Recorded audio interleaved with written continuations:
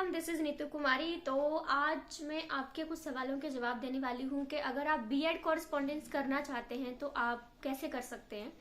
बहुत सारे क्वेश्चनिंग हमारे पास आ जाती है कि हम कर सकते हैं कि नहीं कर सकते हैं। तो हर कोई जो है बीएड कॉरेस्पॉन्डेंस नहीं कर सकता है। उसके लिए आपका कुछ योग्यताएं हैं, कुछ है, उसके बारे में आपको बताऊंगी मैं। सबसे पहली बात है कि बीएड कॉरेस्पॉन्डेंस कौन कर सकता है। तो मैंने डिप्लोमा किया हुआ है, डिप्लोमा इन एलिमेंट्री एजुकेशन, तो मैं बीएड कॉरेस्पॉन्डेंस कर सकती हूँ। तो इसलिए मैं एलिजिबल हूँ और मैं भी बीएड कॉरेस्पॉन्डेंस कर रही हूँ। दूसरा है फीस की। मैं बात करती हूँ यहाँ पे। फीस जो है, हमारे फर्स्ट सेमेस्टर की जो फीस लगी थी वो तकरीबन 24 से 25 हजार फीस लगी थी। ठीक है। दूसरे सेमेस्टर की जो फीस है वो 13 हजार है, और तीसरे सेमेस्टर की जो फीस है वो 23 हजार है, और चौथे सेमेस्टर की मैंने देखी नहीं।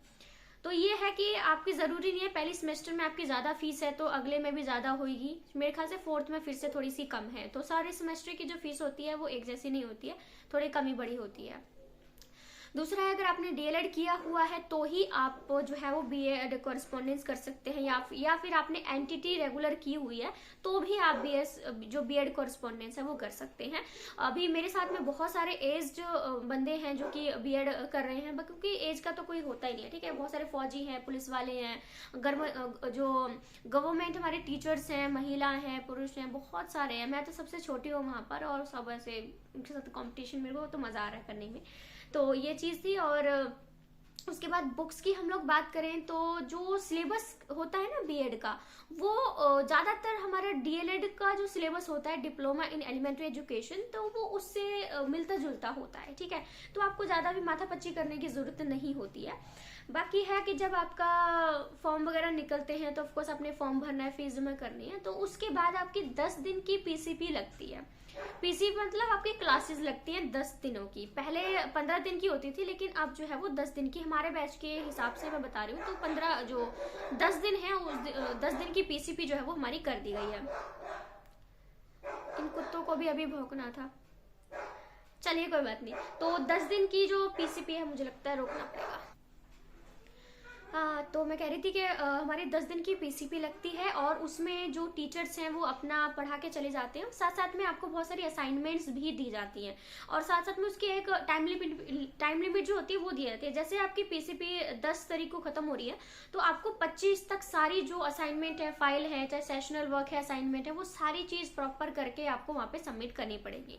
एक तो ये चीज वहाँ पे बहुत ज्यादा जरूरी है। और अटेंडेंस जो है वही है कि आपको 80% अटेंडेंस जो है चाहिए। और यहाँ पे अटेंडेंस काउंट करने का क्राइटेरिया औरों के इंस्टीट्यूशन से थोड़ा सा अलग है। वो इसलिए है क्योंकि यहाँ पर आपके लेक्चर नहीं गिने जाते हैं, आपके यहाँ पर घंटे गिने जाते हैं। कि आपकी अगर 6 क्लासेस लग रही हैं तो उसमें से आपने कितने घंटे जो है लगा लिया है, तो घंटे के हिसाब से फिर आपकी जो अटेंडेंस है वो बनती है। और ये चीज जैसे, ये तो वैसे हर जगह पर यही है कि अगर आपको लगता है कि आप अटेंडेंस पूरी नहीं करेंगे, थोड़े पैसे दे देंगे तो आपका हो जाएगा, ऐसा कुछ भी नहीं होने वाला है। जो मेरे साथ 3rd सेमेस्टर के बच्चे होते हैं ना, वो पीसी पे लगा रहे हैं, क्योंकि उन्होंने अपनी फर्स्ट सेमेस्टर की पीसी कंप्लीट नहीं करी थी। और जैसे हम 10 दिन की पीसीपी लगाते हैं ना, तो उसमें आपको 8 दिन लगाना कंपलसरी है। जब आप 8 दिन की पीसीपी लगा लेते हैं तो आपके जो 80% अटेंडेंस है, जो घंटे चाहिए, वो पूरे हो जाते हैं। तो आप 2 दिन की छुट्टी आराम से ले सकते हैं। तो मैंने भी वही किया था। मेरी क्लासेस चल रही थी तो 8 दिन मैं वहां पे गई, और एक दिन मैंने केवीएस के पहले ही छुट्टी कर ली थी, और एक दिन केवीएस की मैंने आज छुट्टी कर ली थी।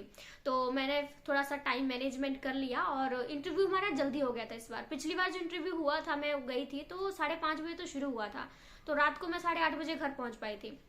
आज का जो इंटरव्यू हुआ बहुत ही अच्छा हुआ। 9:30 बजे शुरू किया, और मेरे ख्याल से मेरे का तो 10 बजे से पहले खत्म हो गया। और मैं तो अपनी फिर से मैंने पीसीपी भी अटेंड कर ली। तो कुल मिला के बात करूं तो मैंने अपनी 9 दिन की पीसीपी जो है वहां पर अटेंड कर ली थी। बाकी असाइनमेंट्स जो है वो आपको काफी सारी दी जाती हैं, और सिलेबस वगैरह भी मैं डाल दूंगी। कुछ बच्चों को कंफ्यूजन होगी तो सिलेबस में डाल दूंगी कि कैसे कैसे होता है। बाकी थोड़ा सा बता दूं कि 10 सब्जेक्ट ऐसे होते हैं जो आपके थियोरेटिकल होते हैं, यानी आपको इनके एग्जाम देने पड़ेंगे, और 3 ऐसे होते हैं जो कि आपके जैसे इंटरनल असेसमेंट वगैरह होगी, या फिर प्री इंटर्नशिप, जैसे कुछ भी हमारे सब्जेक्ट के नाम है, तो वो हमारे इसमें लगेंगे। ठीक है। तो उसमें आपके 25 नंबर लगेंगे, बट आपको इसमें असाइनमेंट या फाइल जो वर्क है, रिटन वर्क करके देना है। और ड्राइंग्स वगैरह कुछ बनानी है, मैं अपनी वीडियो बनाकर डाल चुकी हूँ, जैसे मैंने आपको दिखा दिया है।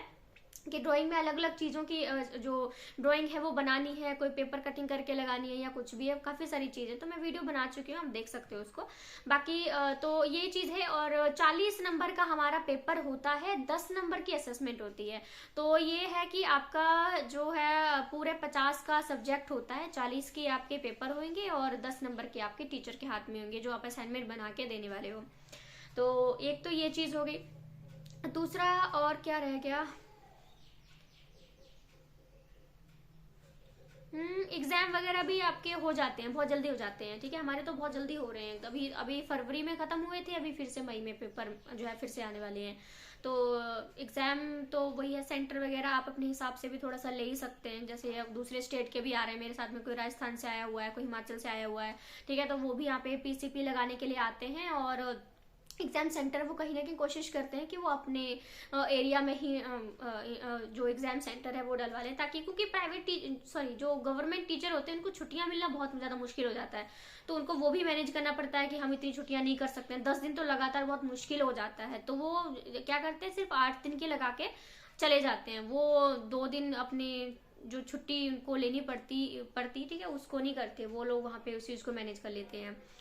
और बाकी है कि फीस का भी है कि आपको टाइम पे सबमिट करनी पड़ेगी तो ही आपको मिलता है। बुक्स जो होती हैं वो आपको यूनिवर्सिटी से मिल जाती हैं, वो आपको सिर्फ 2 लैंग्वेज में मिलेगी, एक तो इंग्लिश में मिलेगी आपको, दूसरा पंजाबी में मिलेगी। हिंदी लैंग्वेज में आपको बुक्स वहाँ पे नहीं मिलती है। मैं हिंदी मीडियम की हूँ तो वहाँ पे जो बुक्स मिल रही है मेरे किसी काम की नहीं है, क्योंकि मुझे पंजाबी पढ़ने में भी और समझने में थोड़ी दिक्कत होती है, इंग्लिश तो मेरी वैसे भी बहुत खराब है। तो पर यह है कि जिनको आती है उनके लिए तो मजे हैं, क्योंकि किताब खरीदने की जरूरत नहीं है, पूरा सब कुछ लिखा हुआ है जो सिलेबस में है ना, सारे टॉपिक नंबर वाइज आपको एक्सप्लेन किए हुए हैं। बट ये है कि थोड़ा सा समझना पड़ेगा आपको, ऐसा नहीं कि बिल्कुल ही स्पष्ट लिखा हुआ है, थोड़ा सा जो इंपॉर्टेंट चीजें हैं वो आपको निकालनी पड़ेंगी वहाँ पे।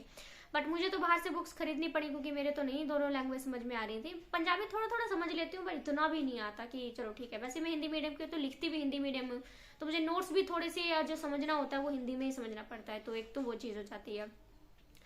और बाकी अभी हमारा स्पोर्ट्स का प्रोग्राम वगैरह भी हुआ था, तो उसमें भी हमारी क्लासेस लगाने की बजाय आपको स्पोर्ट्स में पार्टिसिपेट करने के लिए भेजा जाता है। कंपलसरी नहीं होता, बट ये कि अटेंडेंस आपकी वहाँ पर भी लगती है और यहाँ पर भी अटेंडेंस लगती है। तो ये नहीं होता कि नहीं हमारी तो क्लासेस हैं, आपका मन करे कि मैं पार्टिसिपेट करना चाहता हूँ तो आपको मना कर देंगे, ऐसा नहीं है। वो खुद बोलते हैं कि आप क्लासेस ना लगाओ, कोई बात नहीं, आप वहाँ चले जाओ, आप कॉम्पिटिशन करो, यहाँ पे स्पोर्ट्स में पार्टिसिपेट करो। तो वो चीज़ भी हमने करने की पूरी कोशिश करी। मैं तो लॉन्ग जंप पे थोड़ा करने की कोशिश करी थी।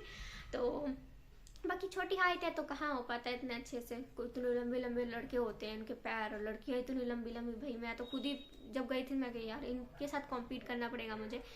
और बाकी कितना बताया मैंने, है ना। पीसीपी हो गया, हमारी फीस हो गई है, हमारा एडमिशन हो गया।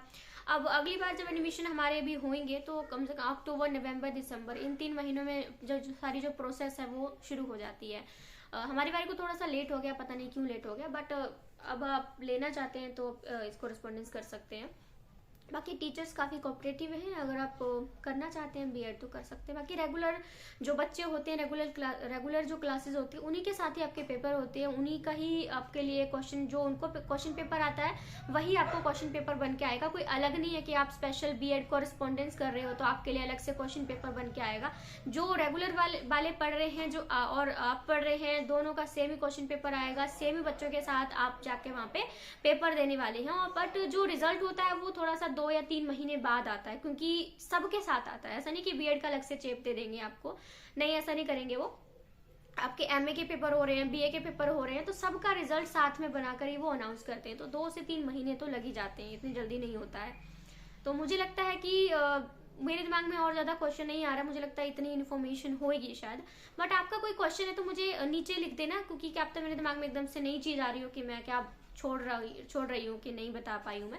तो आप मुझे जो है वो कमेंट करके पूछ लेना कि और क्या क्या चाहिए होगा। बाकी मैं धीरे धीरे करके बीएड का जो सिलेबस है उसकी वीडियोस अपलोड कर चुकी हूँ, काफ़ी हद तक तो मैं कर ही चुकी हूँ, ठीक है। लेकिन धीरे धीरे करके मैं वीडियोस पूरा सिलेबस जो है आपको पढ़ा दूंगी, समझा दूंगी, ताकि नहीं किसी को समझ में आ रहा तो मुझसे समझ सकता है। मैं आराम से हिंदी लैंग्वेज हो या मतलब बायलिंगुअल तो हम लोग हो ही जाते हैं नेचुरली, तो मैं समझा दूंगी। तो अगर कोई क्वेश्चन आ जाता है कि नहीं समझ में आ रहा थी तो आप मुझे कमेंट करके कह सकते हैं, मैं बना दूंगी।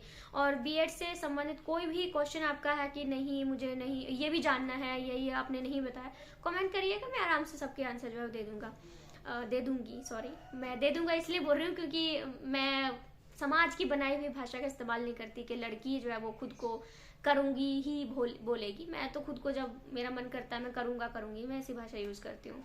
ऐसा होना चाहिए मेरे अकॉर्डिंग। तो ठीक है, तो अगर वीडियो अच्छी लगी हो तो मुझे बता देना कि अच्छी लगी है, और कोई क्वेश्चन है तो मुझसे पूछ लेना, ठीक है। So thank you so much, thank you.